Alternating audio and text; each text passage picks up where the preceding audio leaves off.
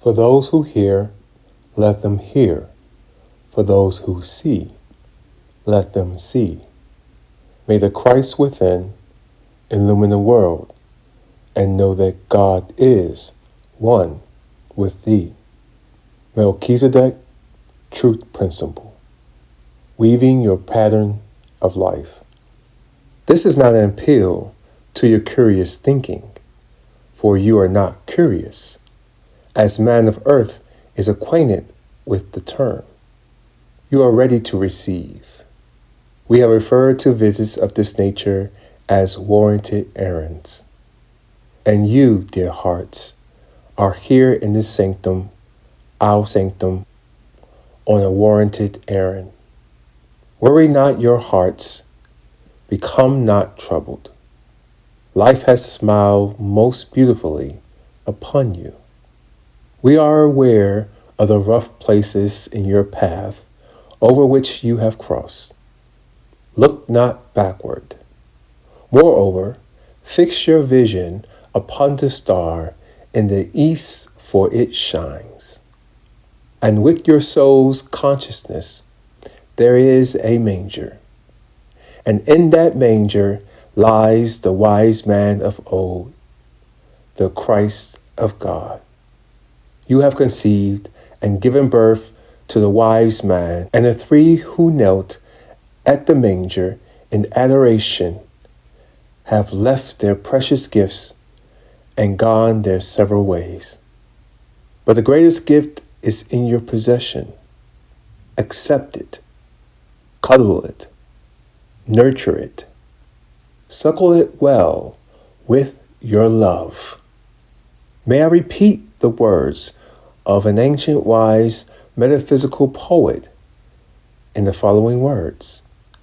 Would you know life abundant, love doubled for all it gives? There is no means surer than helping someone to live.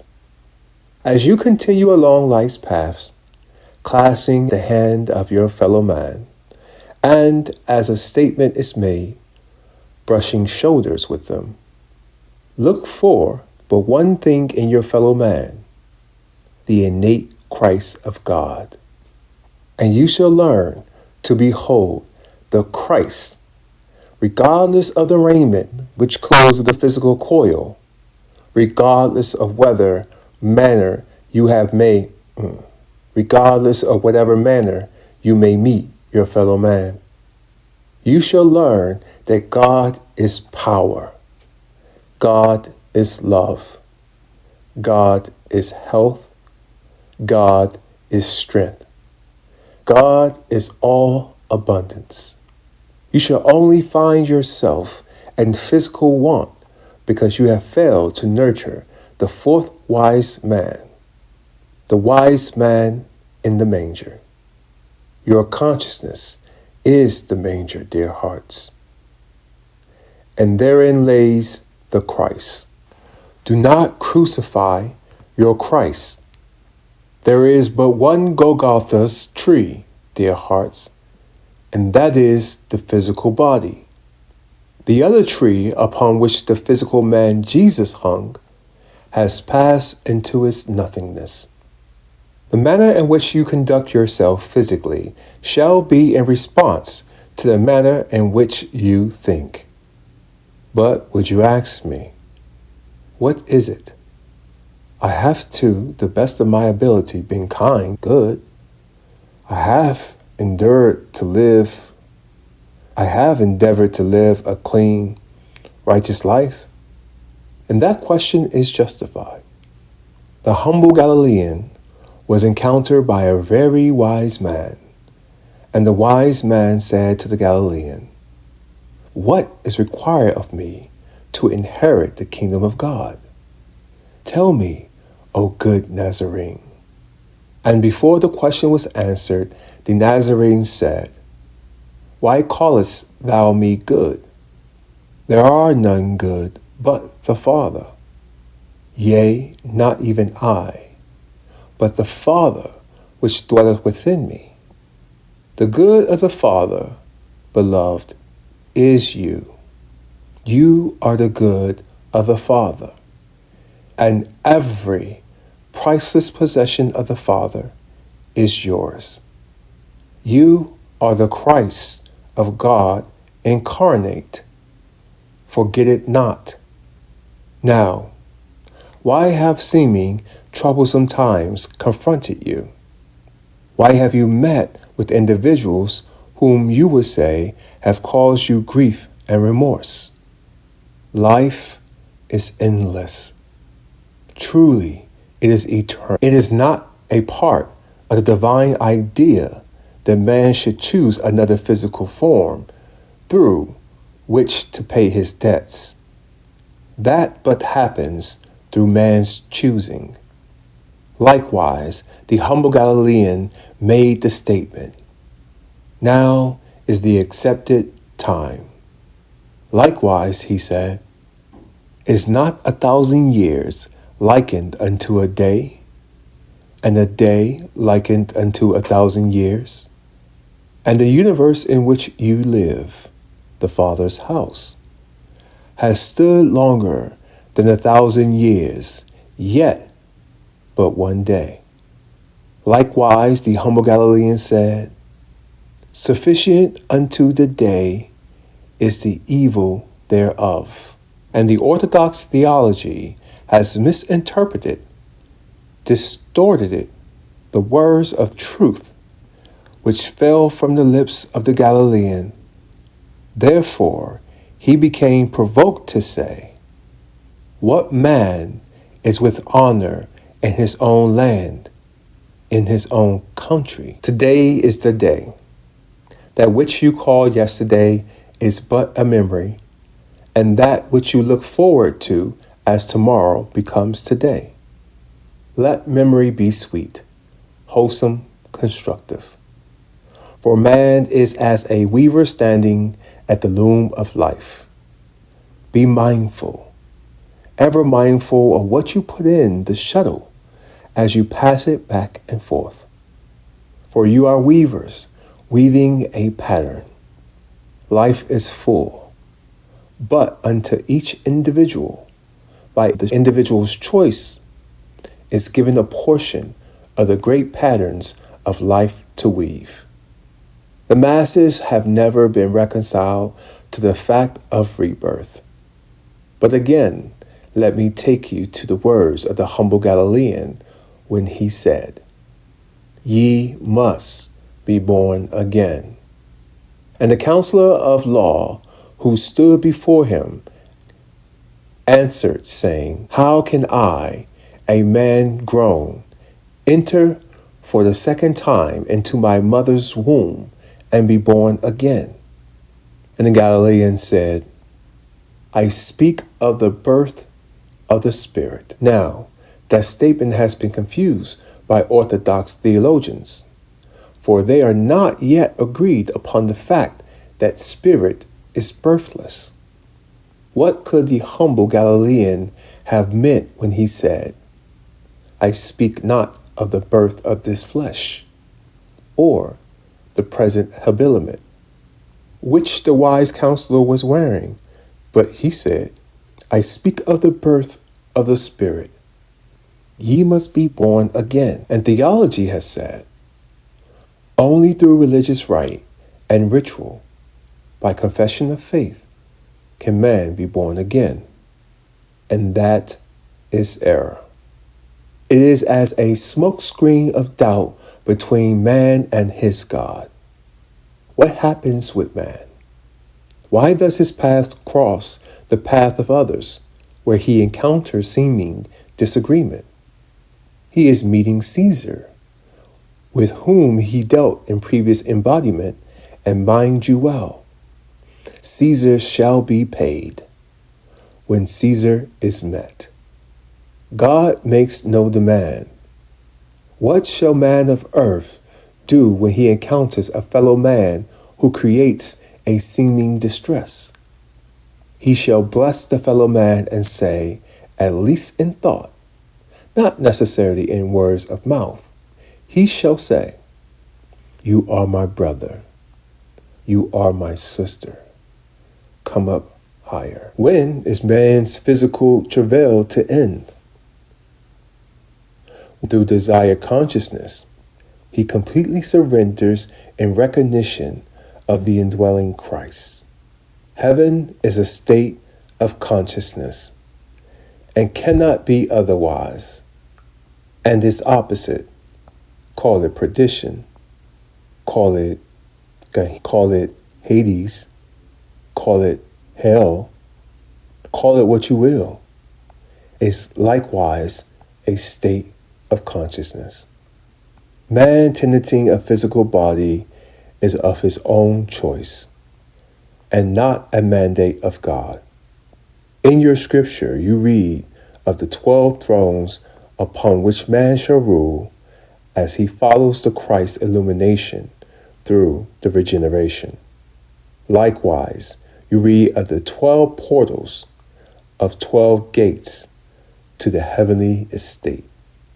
And in the zodiac, you have 12 houses, do you not? And in which house does man start his earthly travail? The zodiac. We shall reason that Pisces is the first house, and rebirth after rebirth, after rebirth, after rebirth, man passes through one house to another until he has come back to Pisces. And as he is journeying through the 12 houses of the zodiac, he is ascending through the 12 thrones or centers of regeneration, and he is passing, if you please, through the 12 portals or 12 gates of heaven. And this is all in consciousness, dear hearts. This is accordance with divine idea. Your God is a merciful God. Yet man, in his ignorance, shall say, why has God permitted this to have fallen to my door? Do not blame God. Now, you are justified in asking me this question. Is it necessary for man to pass through the 12 houses or the 12 signs of the zodiac for completion of karma? And my answer to you, without the slightest hesitation, is no, it is not. As soon as man recognizes that he is in error, whether the error gives its appearance through the meeting of confusion at the hands, so-called, of some fellow man, or otherwise, let him say to himself, there is something wrong here. Likewise, was the Galilean provoked to say, come, let us reason together. He was not referring to groups or multitudes of people, but he was referring to the reasoning, the divine reasoning of spiritual man with the mortal mind, as the Apostle Paul referred to it, or carnal mind. You speak of certain planets in the ascendant. Where are these planets found in truth? Well, they are found in consciousness. Each planet with which you are familiar is a state of consciousness. And those which are in the ascendant are the result of recycled errors through previous incarnations. And those which are, would you say, retrograde, or on the counterclock of digression, are depths which have not yet been redeemed. We are aware that you are interested in a most interesting spiritual science. You call it astrology. Please define the meaning of the word astro. Student. The astral shell made by man's thinking. And how comes the astral shell or astral body? Student.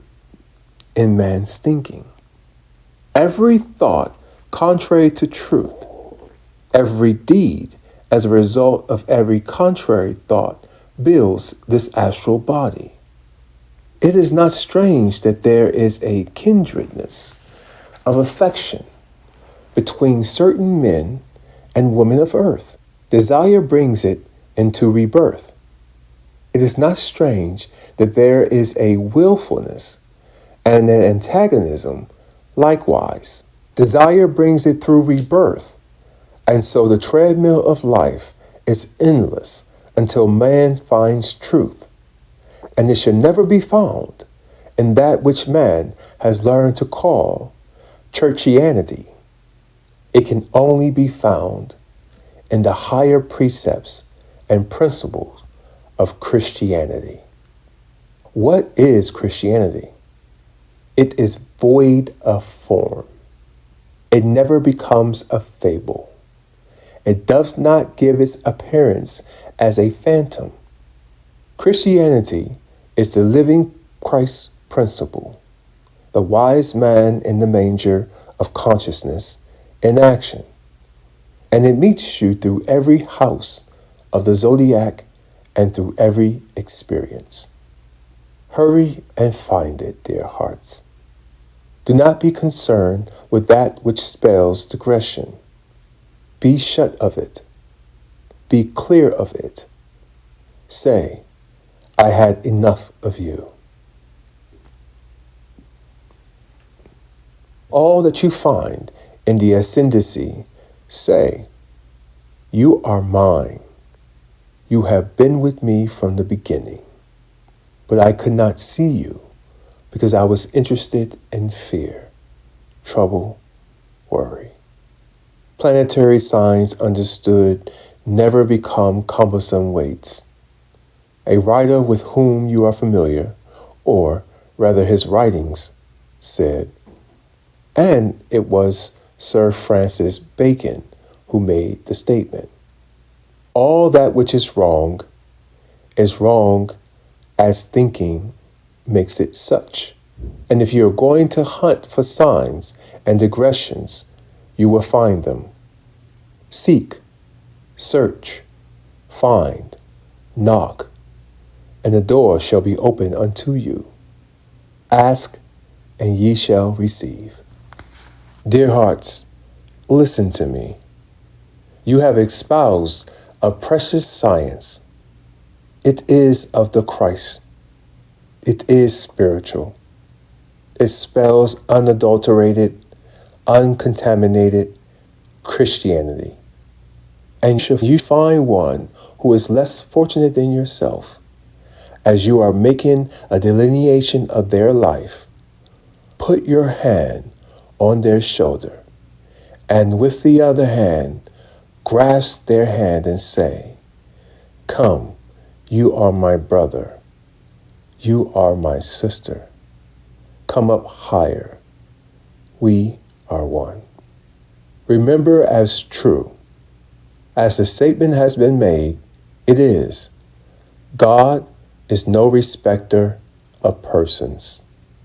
And you, each one of you, are a child of God from the very beginning, as man reckons time millions of years ago. Do not be deceived. Ritual, form, confession of faith does not make you a child of God.